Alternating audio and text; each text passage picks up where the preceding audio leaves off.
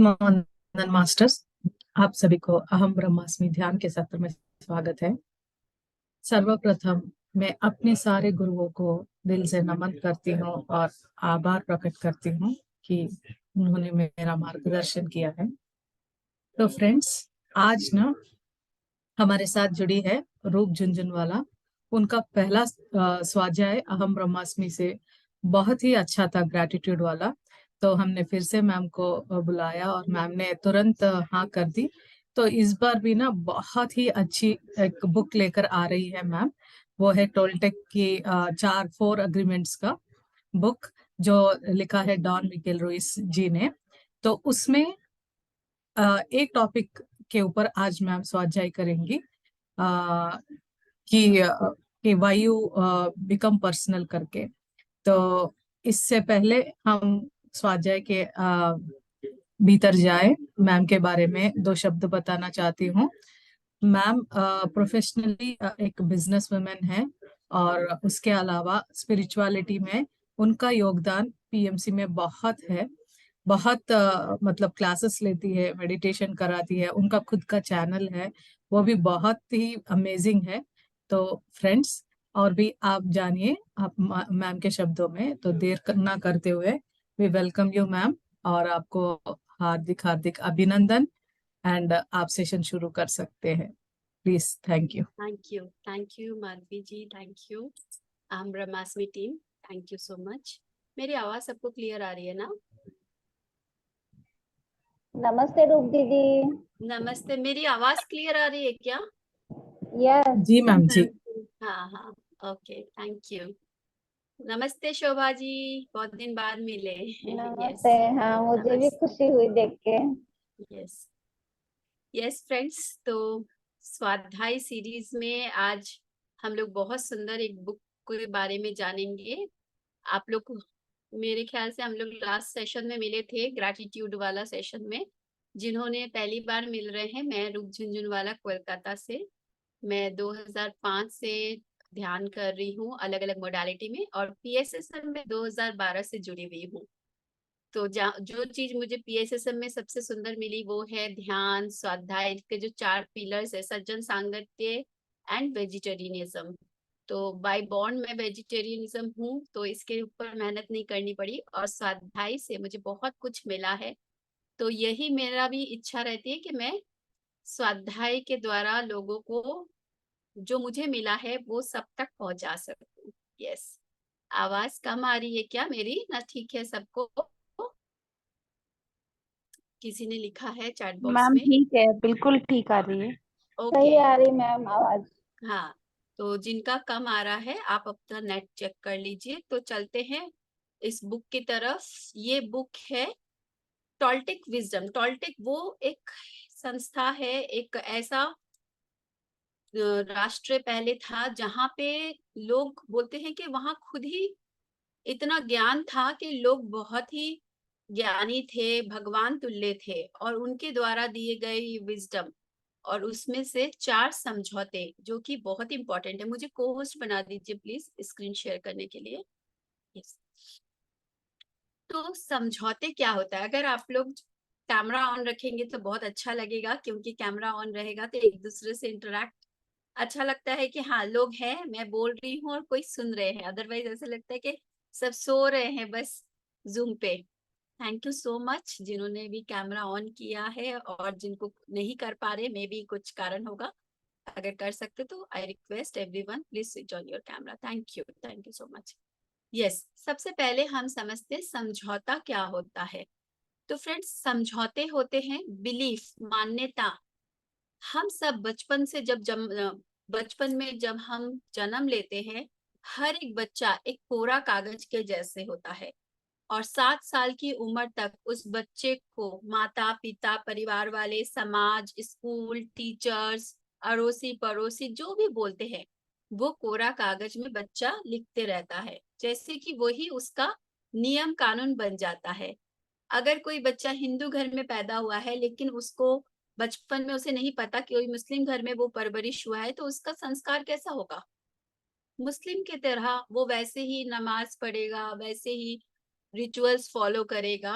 तो जैसा हमारी परवरिश होती है, हम बचपन से जो मान्यताएं सुनते हैं, जो परिवार में देखते हैं, वो कोरा कागज में लिख लेते हैं और उसी के हिसाब से पूरा जीवन अपने जिंदगी को बिताते हैं। एक कहानी के द्वारा मैं आपको बताना चाहूंगी समझाने के लिए, और इजी होगी आपको समझने में।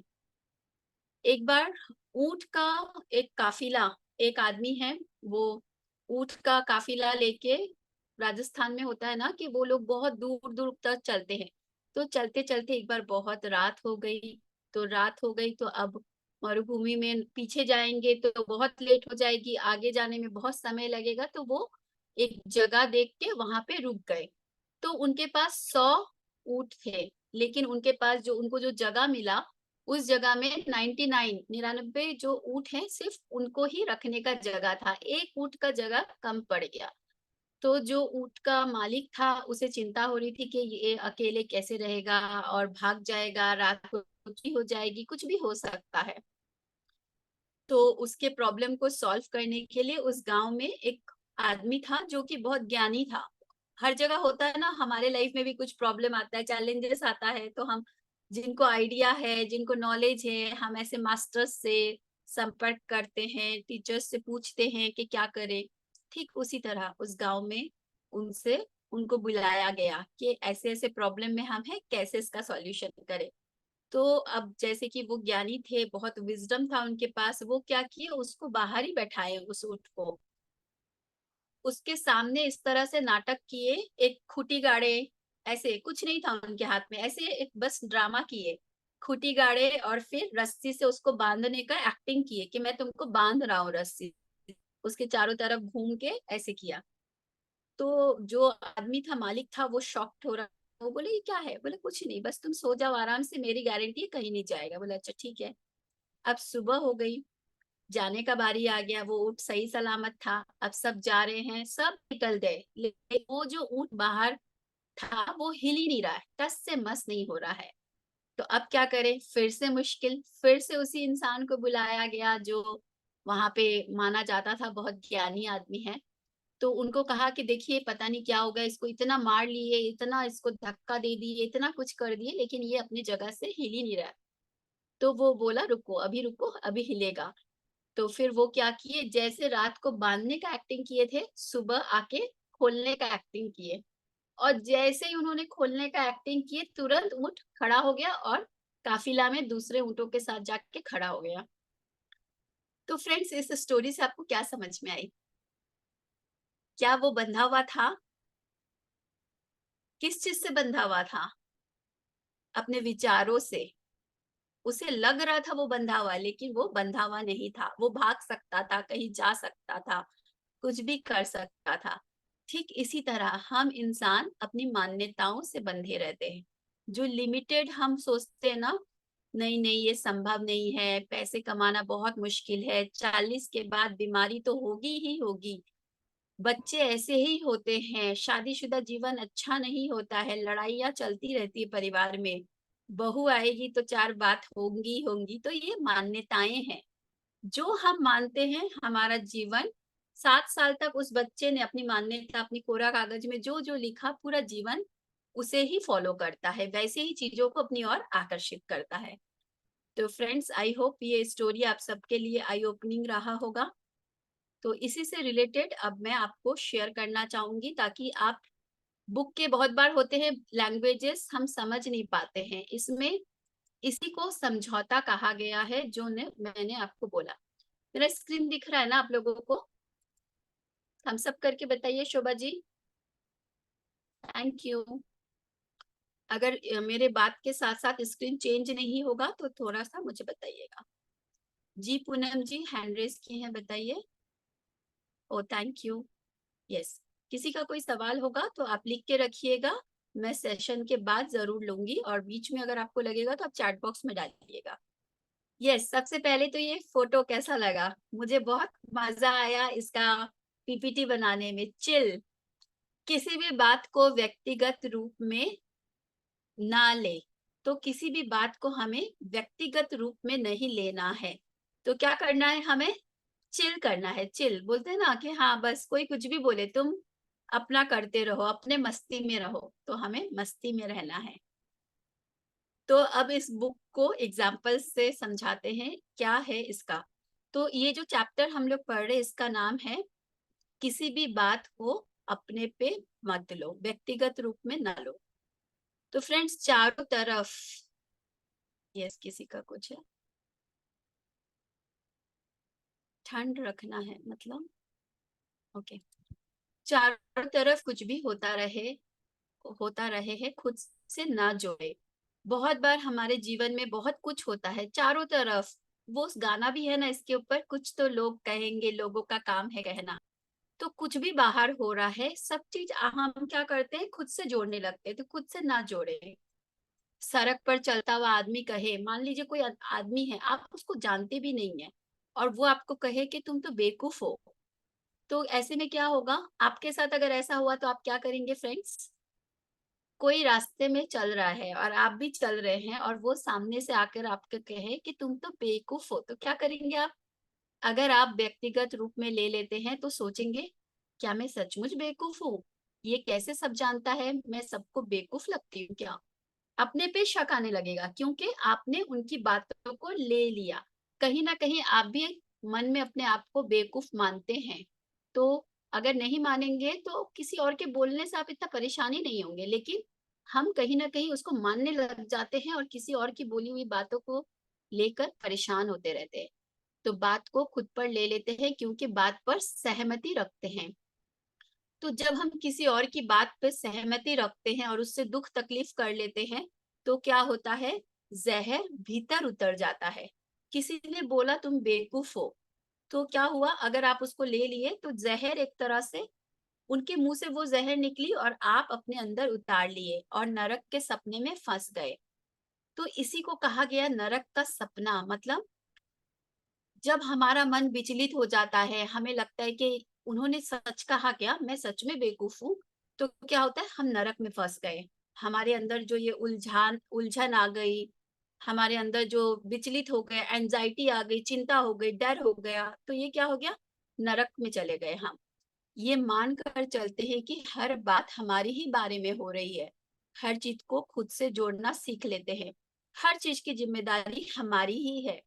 मैं बस हमेशा यही। क्यों? क्योंकि बचपन से हम यही करते आ रहे हैं। कोई कुछ भी बोलता है हम अपने पे ले लेते हैं। दो इंसान बात करते, लगता है मेरे बारे में कुछ बात कर रहा होगा, तो हर चीज को हम खुद पे ले लेते हैं। ये सबसे बड़ी बीमारी, बोलते हैं ना, कुछ तो लोग कहेंगे यही सबसे बड़ी बीमारी है। तो ये समझौते में इसी बीमारी के बारे में बात कहा जा रहा है। तो फ्रेंड्स, यहाँ इस दुनिया में हर कोई अपने ही ख्वाबों में जीता है। सबकी अपनी एक दुनिया होती है। अपने ही मन में जो भी कुछ भी करता है अपने कारण ही करता है। अगर कोई कुछ भी करता है वो अपने हिसाब से करता है, उसके मन में जो है वो उसी को सही समझते हुए वो करता है। तो हमारे कारण नहीं, सबकी दुनिया अलग होती है। आप सोचेंगे कि आपके घर में या पड़ोसी कुछ और कर रहा है, वो हमारे कारण नहीं, वो अपने समझौते के हिसाब से कुछ भी कर रहा है। और आप जो कर रहे हैं वो अपने समझौता मतलब अभी अभी मैंने समझाया, मान्यताएं। तो जब हम बात खुद से जोड़ लेते हैं तो ये मान ही लेते हैं कि दूसरा आदमी जानता है कि हमारी दुनिया में क्या है। अगर कोई और की बात को आप मान लेते हैं तो ये ऐसी बात है कि आप उनको अपने चाबी दे रहे हैं, और ऐसा आप स्वीकृति दे रहे हैं कि वो आपको आपसे ज्यादा बेहतर जानता है। उन्होंने बोला कि तुम बेवकूफ हो और आपने मान लिया। क्या आप सच में बेवकूफ है? नहीं, लेकिन हम अपने चाबी हर किसी को देके रखते हैं। किसी ने चाबी घुमाया, हम खुश हो गए। किसी ने चाबी घुमाया, हम रोने लग गए। तो उस जो मार्केट से हम खिलौना खरीद के लाते हैं, गुड्डा गुड्डी, बच्चे लोग को खिलौना घुमाते हैं, बच्चा हंसता है गो गुड्डी, और जब वो बंद कर देते, बंद हो जाता है, तो हम भी वैसे ही बन गए हैं। दूसरों को अपना चाबी दे रखे, अपने इमोशंस को। किसी ने अगर अच्छे से बात किया तो हम खुश हो गए, पार्टी में गए, किसी ने आपका तारीफ किया तो खुश हो गए। किसी ने आपको देख के कुछ बोला नहीं, आज क्या मेरे में कुछ कमी लग रही है क्या, मैं ठीक ठाक तो नहीं लग रही हूँ क्या, किसी ने कोई कॉम्प्लीमेंट नहीं दिया, क्या बात है। यस। तो हम अपनी दुनिया दूसरों की दुनिया पर थोपने की कोशिश करते रहते हैं और यही करते हैं। तुम्हें ऐसा करना चाहिए, मुझे लगता है यही सही है।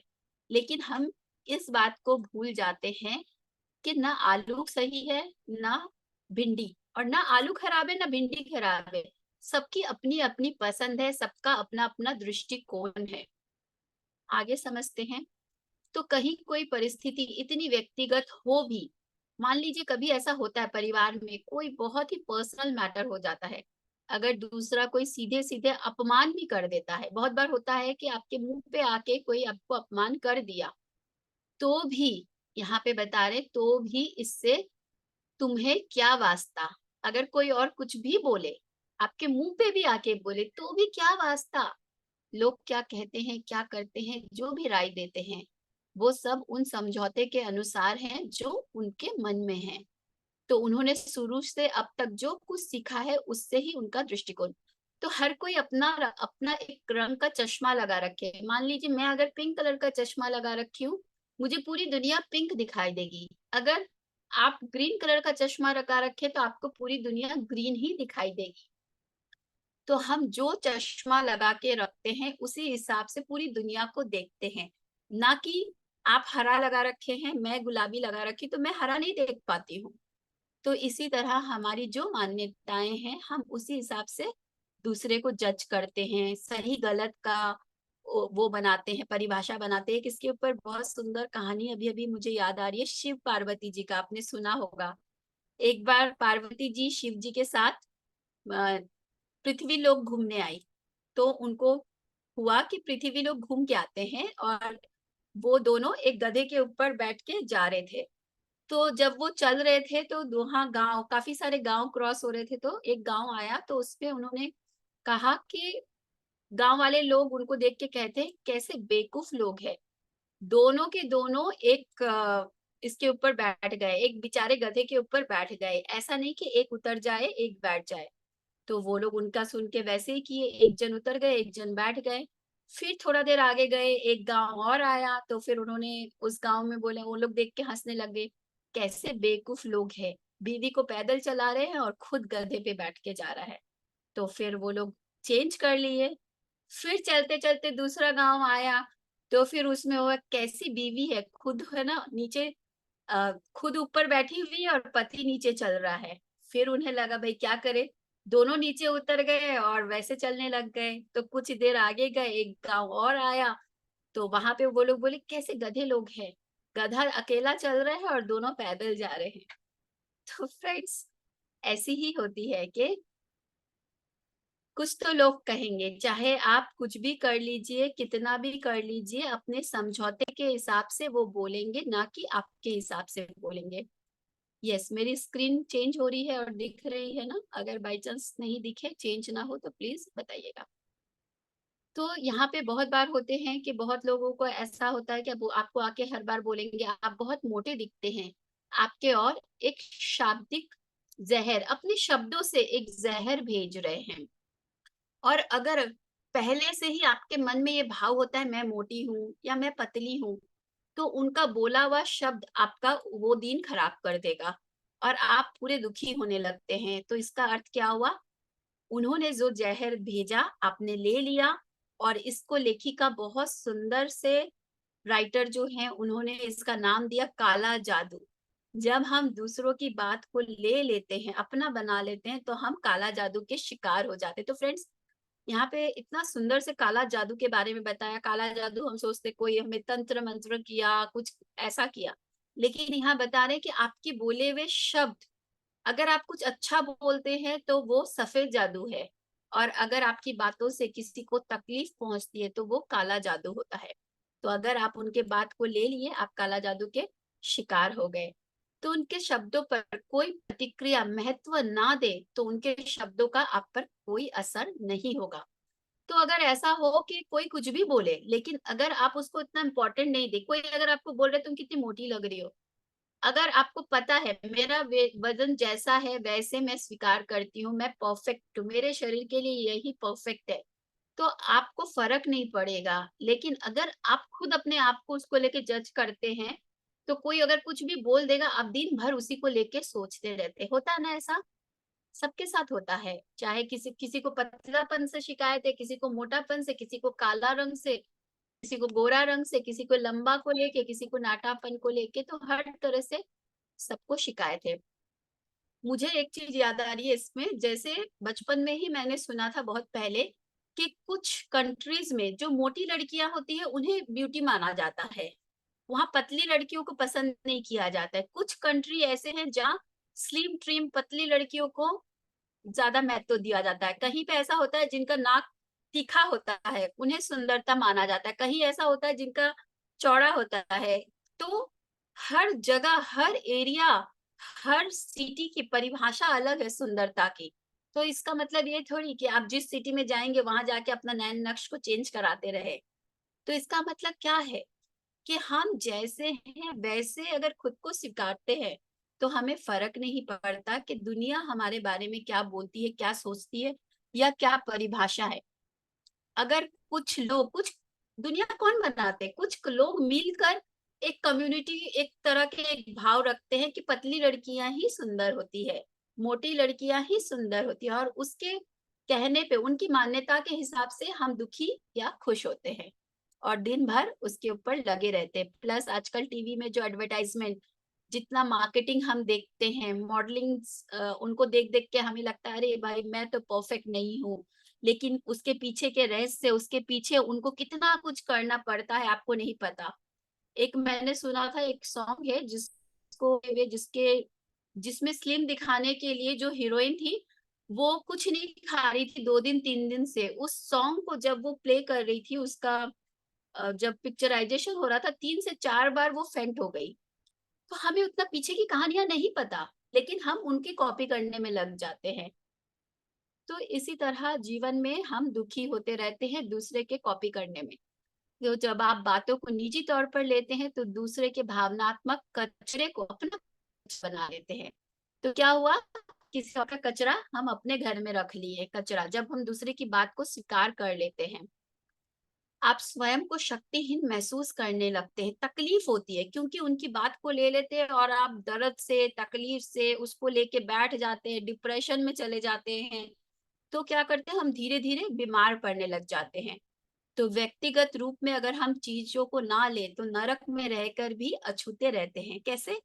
कमल का फूल इसका एग्जाम्पल है, जो कीचड़ में रहता हुआ भी इतना सुंदर से खिलता है। उसे फर्क नहीं पड़ता कि मैं कीचड़ में हूँ, क्योंकि वो कीचड़ में रहते हुए भी कीचड़ से अछूता। तो ठीक इसी तरह हमें भी कमल के फूल से सीखना है कि चाहे कोई कुछ भी बोले, हमें दूसरे का कचरा नहीं लेना है।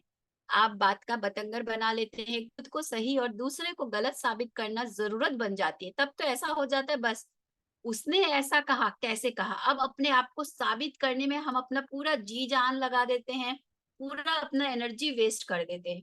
अगर उस समय हम अपने आप को ये समझा पाए, ये समझ पाए कि उन्होंने जो भी कहा वो उनके समझौते के हिसाब से कहा, तो आपको सही या गलत ठहराने की कोई जरूरत ही नहीं रह जाएगी। ये उनकी सोच है, ये उनकी समझौते हैं, उन्होंने जो कहा कहने दो।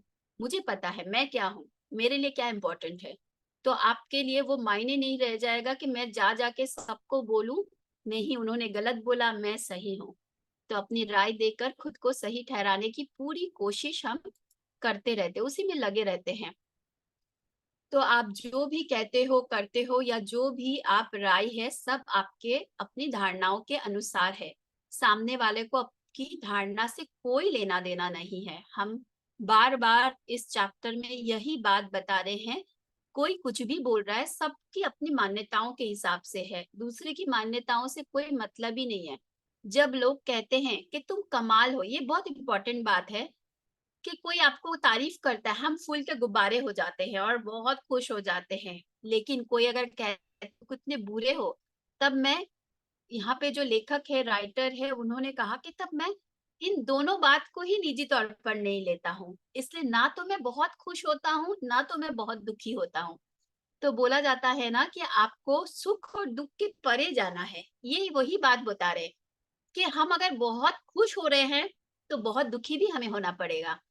तो किसी भी चीज को व्यक्तिगत रूप में ना लें, क्योंकि वो जो इंसान आज आपको बोल रहे हैं कि तुम बहुत अच्छे लग रहे हो, तुम बहुत अच्छे हो, उनका मूड मूड अच्छा है इसलिए उन्होंने आपकी तारीफ कर दी। कल को उसी इंसान का मूड खराब होगा तो वो आपको कुछ और बोल देंगे। तो जब लोग प्रसन्न होंगे तो मैं उन्हें देवदूत जैसा लगूंगा। बहुत सुंदर बात है। पर जब वही लोग गुस्सा होंगे तो कहेंगे कि तुम एक शैतान हो, और हर कार्य से उन्हें परेशानी होगी, क्योंकि उनके मूड के हिसाब से वो हम मुझे जज करते हैं। तो आपको पता है कि आप कौन है। किसी का कोई भी प्रतिक्रिया से आपको कोई फर्क नहीं पड़ेगा जब आपको खुद पे कॉन्फिडेंस होगा। ये चाह भी ना हो कि मैं जैसा हूँ वैसा ही मुझे स्वीकार करना चाहिए। कितनी बार हम बोलते हैं ना, अरे यार मेरे लिए बुरा अच्छा नहीं बोल सकते, बुरा तो मत बोलो, मैं जैसी हूँ वैसे तो मुझे स्वीकारो। तो कोई एक्सपेक्टेशन ही मत रखिए। आप अपने आप को स्वीकारते हैं क्या? आप जैसे हैं वैसे? आप अपने वजन को, अपने रंग को, अपने बिहेवियर को क्या आप स्वीकार करते हैं? आप अपने आप को स्वीकार कर ले, यही सबसे बड़ा गिफ्ट होगा। दूसरा तो बाद में आता है। तो मुझे अच्छा कहो ना कहो, अपनाओ या नहीं, मुझे क्या। तो ये एटीट्यूड फ्रेंड्स, कोई और आपको स्वीकारे, आपको अच्छा कहे बुरा कहे, इससे मुझे क्या। तो कोई आकर बताए कि ये जरूरत नहीं है कि तुम कितना अच्छा काम कर रहे हो। ऐसा जरूरत नहीं होना है कि कोई आकर आपको वैलिडेशन दे कि तुम कितना अच्छा काम कर रहे हो, तभी आपको लगेगा कि हाँ मैंने कुछ अच्छा किया। तो कुछ भी खुद पर नहीं ले। किसी की कोई धारणा कोई सोच, ये उनका मामला है, उनकी समस्या, मेरी नहीं है। तो इन बातों को सुनकर समझकर आपको तकलीफ होती है, अगर मान लीजिए कोई आकर आपको कुछ बोले और आपको तकलीफ हो रही है, इसका क्या मतलब है कि ऑलरेडी ऐसी भाव आपके अंदर है। जैसे आपने देखा होगा कि कभी हमें कहीं लग जाता है, कहीं कुछ घाव होती है, कट जाती है, आप देखेंगे आता जाता हर इंसान उसी घाव को छूता है, और आपको लगता है अरे यार मेरे तो यहाँ लगी हुई है, और सब कोई जो भी आ रहा है मुझे यही टच कर रहा है, गलती से भी वही टच होता है। ठीक इसी तरह अगर आप अपने किसी हिस्से को नहीं स्वीकार करते हैं, आप अपने बारे में जो राय रखते हैं, पूरी दुनिया आपको वही चीज बोलेगी। और अगर आपको तकलीफ हो रही है कि तुम मोटी लग रही हो, तुम पतली लग रही हो, तुम, ये एक एग्जाम्पल है, ये और भी बहुत सारी बातें होती है। तो अगर आपको उससे प्रॉब्लम हो रही है, दुख हो रही है, इसका मतलब आप खुद भी अपने बारे में यही धारणा रखते हैं, इसलिए आपको तकलीफ हो रही है। लेकिन जब आप अपने बारे में ऐसा धारणा नहीं रखेंगे, कोई कुछ भी बोले आप उसको दिल पे नहीं लेंगे, ना ही आपको तकलीफ होगी। तो फ्रेंड्स, सबकी दुनिया अलग है। आपकी आंखों से दुनिया मुझसे, मेरी आंखों से अलग है। जैसे दुनिया में अलग अलग रंग के फूल है, सारे फूल अलग होते हैं, कोई भी एक जैसे नहीं होता। इसी तरह हम सब यूनिक है। दूसरे की यूनिकनेस को हमें समझना होगा कि वो अलग है, मैं अलग हूँ। इसका मतलब ये नहीं कि कोई बुरा है कोई अच्छा है, सबकी अपनी यूनिकनेस है। तो अपने मन की धारणाओं के अनुसार एक फिल्म का निर्माण करते हैं। हम अपने अपने ही एक मूवी बनाते हैं जिसका डायरेक्टर भी हम हैं, उसका जो हीरो हीरोइन भी हम हैं, उसका कलाकार और उसके निर्देशक सब कुछ हम हैं। उस मूवी में हम जो सोचते हैं वैसा ही मूवी हम अपने माइंड में चलाते हैं और वैसा ही जीवन जीते हैं। आप अपनी इस फिल्म को कैसे देखते हैं, जीवन के प्रति आपकी धारणाओं पर निर्भर होता है। ये आपका अपना निजी दृष्टिकोण है। तो फ्रेंड्स, किसी दूसरे का कोई इससे लेना देना नहीं है। हम कैसा महसूस करें ये पूरी हमारे पे निर्भर करता है, और दूसरा क्या बोलता है इसका भी हमारी जिम्मेदारी नहीं है, ये उनकी जिम्मेदारी है। तो यदि ऐसा हो कि कोई आपसे नाराज है, तो इसका कारण क्या होगा कि उनकी धारणा है, उनकी मान्यता है, किसी कारण से वो उस चीज को गलत मान के नाराज है। तो ये उनका मान्यता है, उनकी समझौते हैं। तो आप गुस्सा होते हैं क्योंकि आप डरे हुए। अगर यहाँ पे बता रहे हैं कि किसी कारण से आप खुद गुस्सा हुए, किसी और ने आपको कुछ कहा और आप गुस्सा हुए, इसका जो बेस होता है वो है आप डरे हुए हैं। अगर आप नहीं डरते तो आप गुस्सा भी नहीं होते, उदास ना होते, नफरत नहीं करते। तो गुस्सा वो करता है जो अंदर कोई चीज है, मेरी कोई कमजोरी है जो बाहर नहीं आ जाए, इसलिए वो गुस्सा करते हैं। मान लीजिए आप देखते हैं रिलेशनशिप में हस्बैंड या वाइफ एक दूसरे पे गुस्सा करते हैं लेकिन एक्चुअली नीचे में वो एक दूसरे को प्यार करते हैं, केयर करते हैं, लेकिन उसे प्यार को, उस केयर को जताना नहीं आता है। तो उसके बदले वो गुस्सा करते हैं। वो ये नहीं बोलते तुम यहाँ मत जाओ, तुम ये मत करो, वो क्या बोलेंगे, एक बार मना कर दिया ना, मत जाओ तो मत जाओ।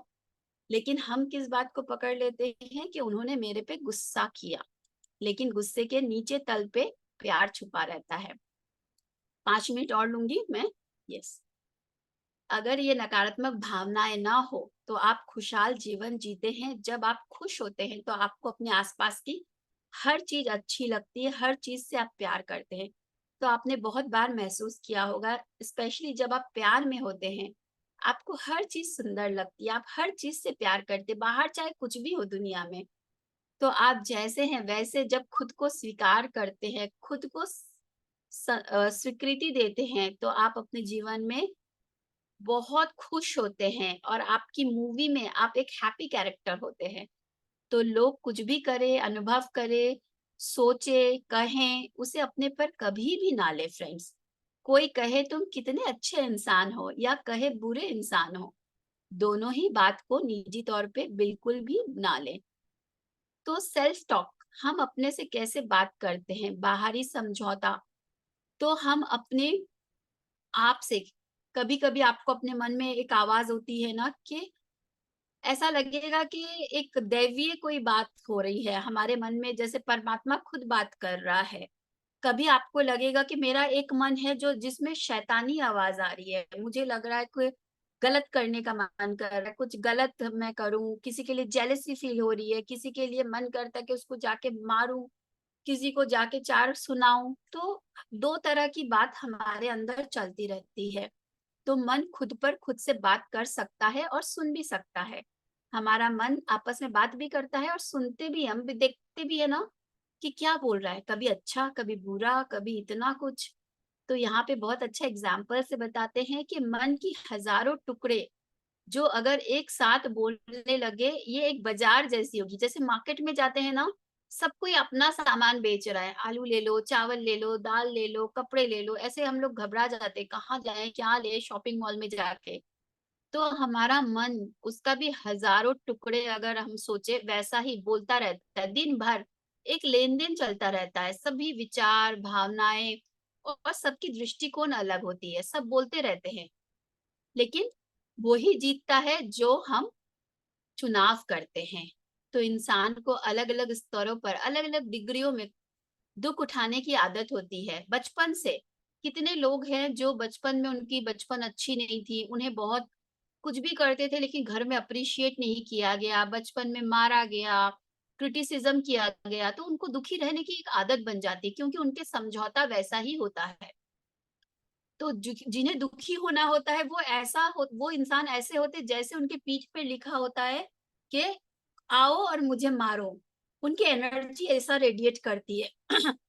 तो क्या होता है कि मान लीजिए मेरा इंटेंशन गलत नहीं है, लेकिन मैं कुछ ऐसा बोलूंगी कि सामने उनको तकलीफ हो जाएगा, तो हर कोई उनके साथ, उनके समझौता ऐसा है, इसीलिए उन्हें बार बार ठेस पहुंचाएगा नहीं चाहते वे भी।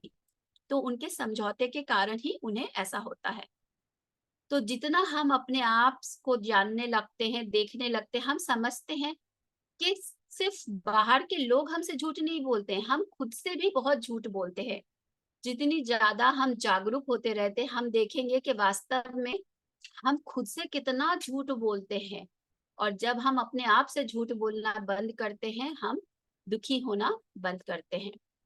तो फ्रेंड्स, दिल पर नहीं लेना है। जीवन की कोई भी उतार चढ़ाव से अगर आपको बचना है, किसी और की बातों को अपने दिल पर बिल्कुल नहीं लेना है। किसी भी बात को व्यक्तिगत रूप में ना ले। अगर इसे अपनी आदत बना लेते हैं तो कुछ भी फिर से दुख के नरक में हमको नहीं लेके जा पाएगा। आजादी मिलेगी, काला जादू कोई कर नहीं पाएगा और कोई भी काला जादू हम पर असर नहीं करेगा। तो कोई भी अगर जानबूझकर आपके ऊपर अपने शब्दों से, अपनी बातों से अगर जहर फेंकता है, विष फेंकता है, तो अगर हम उसे नहीं स्वीकार करते हैं तो वो भेजने वाले के पास ही वापस लौट जाता है। तो भगवान गौतम बुद्ध ने भी एक बार ऐसे ही कहा कि किसी ने उनके ऊपर आके बहुत गुस्सा किया।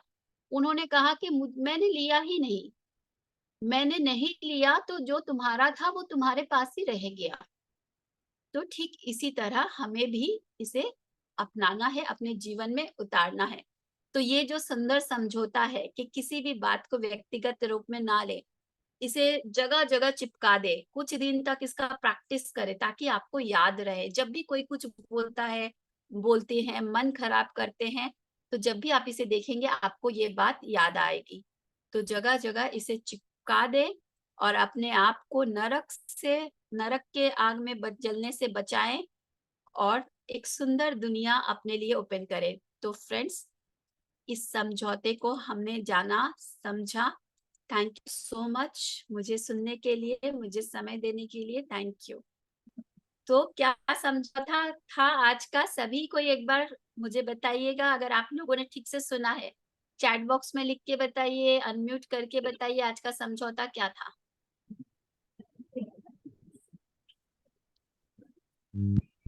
वेटिंग। मैम अपना रिमोट अपने पास रखना है। अपना रिमोट अपने पास रखना है और किसी की बात को पर्सनली नहीं लेना है। किसी भी बात को पर्सनली नहीं लेना है। ओके, और कह रहे हैं मेरी भी बात कर रहे हैं। ओके, और आनंद में रहना है, ध्यान करना है, इतना ही। मेन समझौता क्या था इसमें? अगर हम लोगों ने जो एक लाइन में अगर समझौतों को चिपकाने की बात है तो उसे क्या नाम से हम याद रखेंगे? किसको याद है? बिलीफ पैटर्न को तोड़ना है। कुछ तो बताइए। लोग मेरे कहेंगे, एक भी आंसर नहीं आया अभी तक चैट बॉक्स में। कुछ तो लोग कहेंगे ओके, और काले बताइए। काले काले जादू से बचना है। अच्छा, चलिए देखती हूँ। मैं और वेट कर रही और हूँ। और एक बात मैं बता रही, हाँ, जब अपन कोई रिश्ते में रहते हैं ना, यानी प्रेम का रिश्ता, लड़की लड़के का रिश्ता, जब वो अपने को लड़का मिलने आपको आता है या लड़की मिलने को आती ना, तो अच्छे जैसे कपड़े पहनते तो अच्छे विचार भी पहनते, रोज जब साथ में रहते ना तो उनको वो खामियां नजर आती, फिर उनसे वो झगड़ा होता। हाँ, उनकी वो खामियां गिनाते।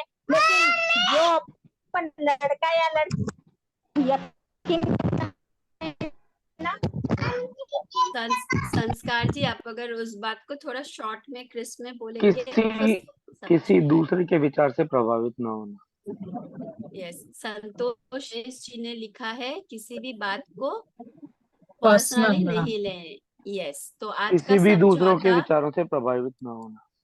किसी भी बात को व्यक्तिगत रूप में ना ले। तो आज का समझौते को याद रखें और इसे जीवन में अपनाएं। Yes, don't take other opinion personally. तो किसी और का जो समझौता है वो उनका खुद का समझौता है और ना अपना समझौता किसी और पे थोपे, है ना। Yes, thank you so much.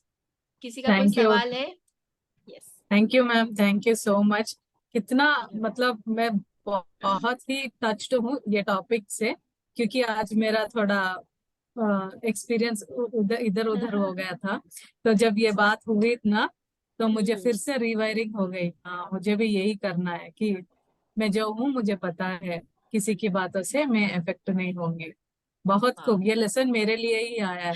बहुत बहुत धन्यवाद। Yes, thank you. यस, जो लोग भी इस सेशन में हैं उनके लिए कहीं ना कहीं आज ये लेसन जरूरत था, रिमाइंडर था, तभी वो सेशन में है। तो हम जो लोग कुछ भूल भी जाते हमारे, हैं। हाँ, जो कुछ भी हमारे साथ होता है, जो भी हम तक पहुंचता है, वो तभी पहुंचता है जो हमारे लिए जरूरी होता है। करेक्ट। हाँ, तो फ्रेंड्स, किसी को कुछ शेयर करना है या कुछ क्वेश्चंस है तो प्लीज हैंड रेस कीजिए, किसी का, एक्सेप्ट संस्कार मैम। हाँ, माधुरी जी आप वो देखो पहले पहले वो तैयारी। इसलिए मैम, क्योंकि हम दूसरों को चांस देते हैं आज, फर्स्ट बेंचर्स को नहीं। हाँ। ठीक है, हाँ ठीक है। ओके। जो लोग हमेशा बोलते हैं, कोई हाँ, नए लोग भी अगर शेयर नहीं करेंगे तो फिर आप बैक बेंचर्स ही बने रह जाएंगे। हाँ, अपने समझौते को तोड़िए कि मैं थोड़ी नहीं बोल करेक्ट। सकता हूँ, मैं नहीं बोल सकती हूँ। तो बोलिए, आगे आइए। कुछ भी आकर बोलिए, पहले पहले बोलिए। आज के नॉट सेशन में रेगुलर कौन वन। सी बात आपको यस, अच्छी लगी, कौन सी आपके यस दिल को मैम। छुई? Yes, please. पूनम जी बताइए। पूनम जी आती नहीं तो पूनम जी से स्टार्ट करते हैं। चलो स्टार्ट। पूनम जी बात कीजिए, अनम्यूट करिए। अरे आपको मैंने होस्ट बनाया, अनम्यूट कीजिए। हाँ, मैम तीन तीन पूनम है, कौन सी पूनम से बात करनी है? जो पूनम बोल रही है वो पूनम है, पूनम शर्मा। मैम मुझे तो रूप मैम के वैसे भी सेशन बहुत अच्छे लगते हैं और मैंने बहुत उनसे सीखा है, तो डीप ग्रेटिट्यूड। आज का सेशन तो बहुत ही अच्छा था, really. Thank you Poonam ji, thank you. Thank you, thank you. और मैम किसी को thank you. Please hand raise कीजिए, अगर ऐसे बोलेंगे ना तो मैं अनम्यूट कर दूंगी, सॉरी म्यूट कर दूंगी सभी को।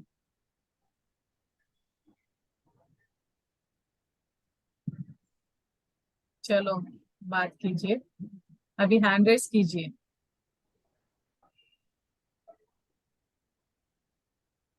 ठीक है, वेरी गुड। कोई हाँ, हाँ हाँ तो चलिए हम फिर ध्यान में जी, चलते हैं। सुनीता देवी जी बात अच्छा, कीजिए। हाँ, जी नमस्कार। बहुत अच्छा नमस्ते। सेशन। सबसे अच्छी बात ये लगी कि पता तो है हमें कि हमें ये करना है, पर बस उसकी आदत बनानी है। जी, thank you so much. Thank you thank Sunita you. जी। यस, रिवीजन हमें बार बार करना है। कोई भी चीज हम लोग सुन लिए, जानते हैं, बहुत अच्छा बात आपने बताया। वही है कि समय आता है तो कितना उस पे हम उस बात को, उस टीचिंग को तब हम अप्लाई कर पाते हैं। क्या होता है, ज्यादातर हम भूल जाते हैं। तो बार बार जितना हम उसकी प्रैक्टिस करेंगे उतना वो हमारा हिस्सा बन जाएगा। तो जितनी जी बार जीवन में ऐसा कोई सिचुएशन में हम अटके अपने आप को पाए, तब इस टीचिंग्स को वहां डालना है, तब अप्लाई करना है, तब ये टीचिंग हमारे जीवन का एक हिस्सा बन जाएगा, हम बन जाएंगे। जी ma'am, thank you. Yes, ma'am हम लोग अभी ध्यान में जाते हैं। हाँ, ठीक है, क्वेश्चंस। यस। इसके 3 समझौते और है, अगर इन फ्यूचर लगेगा तो हम लोग और भी नहीं नहीं, समझौते हम पे, करेंगे मैम। हाँ, तो चारों समझौते हुए हम लोग समझेंगे। यस, थैंक क्योंकि ये बुक बहुत ही इम्पोर्टेंट बुक है। मैंने हाँ, वन ऑफ द मोस्ट बहुत रिकमेंडेड बुक है। हाँ मैम, आप म्यूजिक प्ले करेंगे या? आप कर दीजिए, फिर मैं 10 बजे बात कर ठीक है। सभी कोई अपना ध्यान के लिए तैयार हो जाइए। जो लोग भी कंफर्टेबल है अपने कैमरास ऑन करें, दोनों हाथ को इस तरह क्रॉस करके लैप पे रखे, लाइट्स कम कर दे, आंखों को कोमलता से बंद कर ले। अगर कोई चश्मा पहने हैं तो चश्मे उतार दे। अगर आपको जरूरत नहीं है तो आप बैक सपोर्ट बिना लिए बैठे। अगर आपको बहुत ही जरूरत है तो बैक सपोर्ट ले, लेकिन सर को ना टिकाएं। आंखों को कोमलता से बंद रखते हुए बस अपनी आती हुई और जाती हुई सांसों के साथ। जी, इस बुक का नाम है 4 समझौते, 4 एग्रीमेंट बोल के मिल जाएगा आपको। अमेजोन पे भी मिल जाएगा, अपने PSSM में भी मिल जाएगा। और इसका एक एग्रीमेंट और ऐड हुआ है, 5th एग्रीमेंट भी अलग से आया है बुक।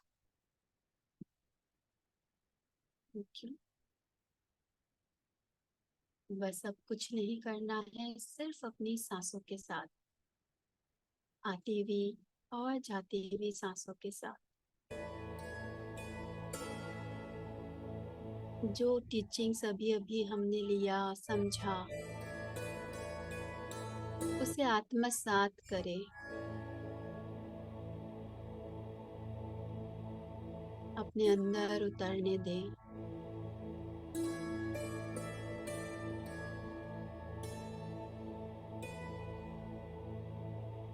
दिल से सभी मास्टर्स को धन्यवाद दें, अपने विजडम को किताबों द्वारा हम तक पहुंचाने के लिए। हमें जीवन जीने के लिए सुंदर बातों को सिखाने के लिए सभी मास्टर्स को दिल से धन्यवाद।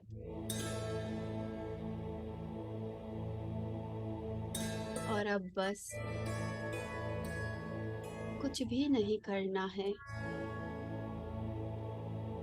हर आती हुई और जाती हुई सांसों के साथ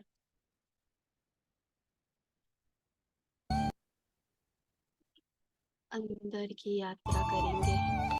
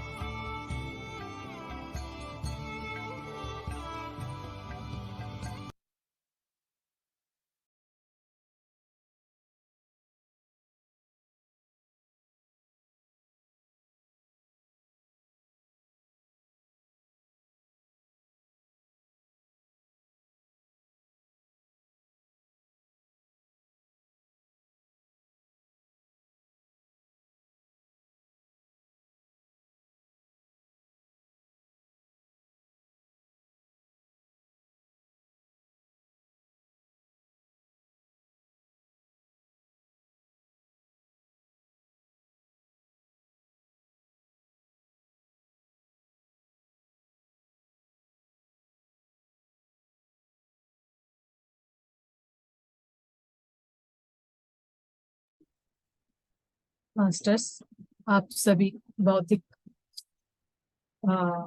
शरीर में आ जाइए और धीरे से अपने हाथों को अपने आंखों के ऊपर रखिए।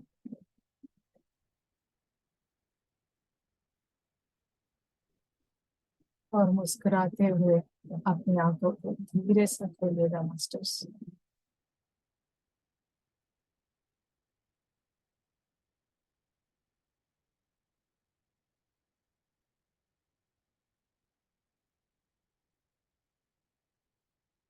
बहुत बहुत धन्यवाद आप सभी को जुड़ने के लिए।